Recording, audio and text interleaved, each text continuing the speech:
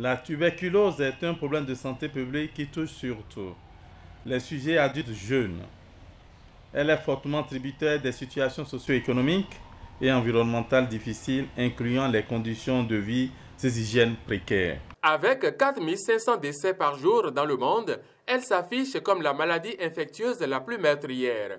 Ainsi, la tuberculose reste une préoccupation majeure au plan sanitaire et c'est à juste titre que la communauté mondiale a choisi un jour dans l'année pour évaluer et mieux orienter les actions de lutte en vue de son éradication.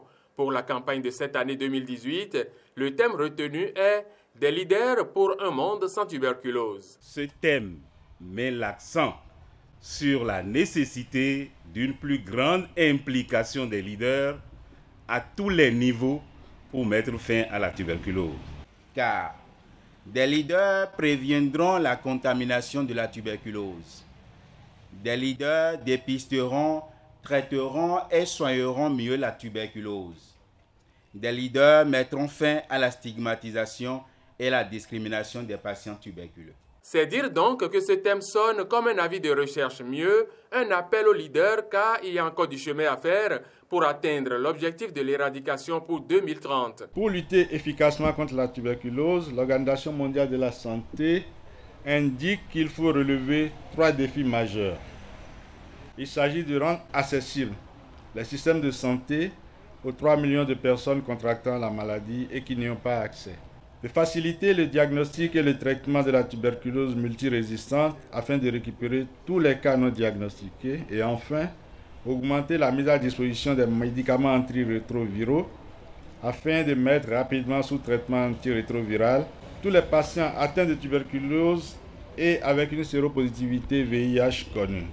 Malgré les efforts faits au plan départemental et national, le Bénin porte encore le lourd fardeau de la tuberculose. Dans le département du Zou, les statistiques de l'année 2017 se présentent ainsi qu'il suit. 322 cas de tuberculose, toutes formes enregistrées, dont 247 nouveaux cas de tuberculose pulmonaire bactériologique positive, représentant une proportion de 77%. 33 tuberculeux sont séropositifs au VIH sur les 320 tuberculeux testés.